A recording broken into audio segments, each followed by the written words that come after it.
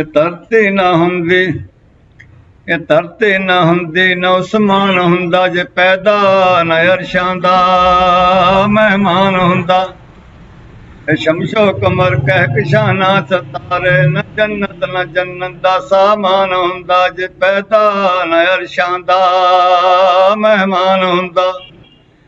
ਇਹ ਜਲਵੇ ਮੰਜ਼ਲ, ਇਹ ਰੰਗੀ ਨਜ਼ਾਰੇ, ਮੁਹੰਮਦ ਦੇ ਹੋਣੇ ਤੇ ਹੋਏ ਨੇ ਸਾਰੇ, ਜੇ ਪੈਦਾ ਨਾ ਹੁੰਦੇ ਮੁਹੰਮਦ ਪਿਆਰੇ, ਨਾ ਜ਼ਾਹਿਰ ਕਦੀ ਆਪ ਰਹਿਮਾਨ ਹੁੰਦਾ, ਨਾ ਜ਼ਾਹਿਰ ਕਦੀ ਆਪ ਰਹਿਮਾਨ ਹੁੰਦਾ, ਜੇ ਪੈਦਾ ਨਾ ਅਰਸ਼ਾਂ ਦਾ ਮਹਿਮਾਨ ਹੁੰਦਾ।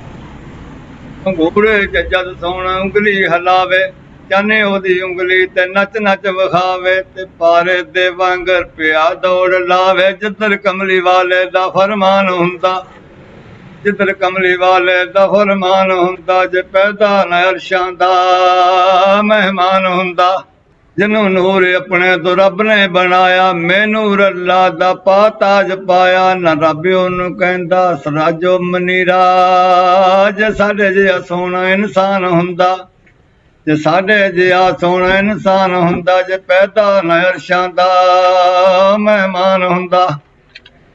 ਉਹ ਹਰ ਸ਼ੈ ਦਾ ਜੋਰ ਤੇ ਅਸਲੇ ਤੋਂ ਆਲਮ, ਆਦਮ ਵੀ ਹੈ ਪਰ ਆਦਮ ਤੋਂ ਯਕਦਮ, ਜੇ ਸੂਰਜ ਨਾ ਹੁੰਦਾ, ਨਾ ਹੁੰਦੀਆਂ ਸ਼ਮਾਵਾਂ, ਬਿਨਾ ਬੇਜ ਕਿਵੇਂ ਗੁਲਸਤਾਨ ਹੁੰਦਾ, ਬਿਨਾ ਬੇਜ ਕਿਵੇਂ ਗੁਲਸਤਾਨ ਹੁੰਦਾ, ਜੇ ਪੈਦਾ ਨਾ ਅਰਸ਼ਾਂ ਦਾ ਮਹਿਮਾਨ ਹੁੰਦਾ। ਖੁਦਾ ਕੀਤਾ ਮੁਖਤਾਰ ਕੁਲ ਮੁਸਤਫਾ ਨੂੰ, ਗੁਲਾਮ ਉਸਦਾ ਕਰ ਦਿੱਤਾ ਅਰਜ਼ੋ ਉਸਮਾਨ ਨੂੰ, ਜੋ ਹਾਕਮ ਨਾ ਮੰਨੇ ਹਬੀਬੇ ਖੁਦਾ ਨੂੰ, ਕਦੀ ਉਹਦਾ ਕਾਮਲ ਨਾ ਈਮਾਨ ਹੁੰਦਾ, ਕਦੀ ਉਹਦਾ ਕਾਮਲ ਨਾ ਈਮਾਨ ਹੁੰਦਾ, ਜੇ ਪੈਦਾ ਨਾ ਅਰਸ਼ਾਂ ਦਾ ਮਹਿਮਾਨ ਹੁੰਦਾ।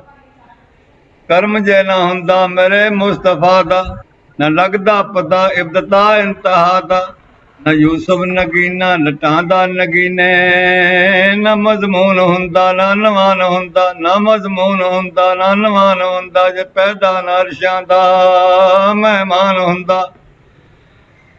ਇਹ ਧਰਤੀ ਨਾ ਹੁੰਦੀ, ਨਾ ਉਸਮਾਨ ਹੁੰਦਾ, ਜੇ ਪੈਦਾ ਨਾ ਅਰਸ਼ਾਂ ਦਾ ਮਹਿਮਾਨ ਹੁੰਦਾ।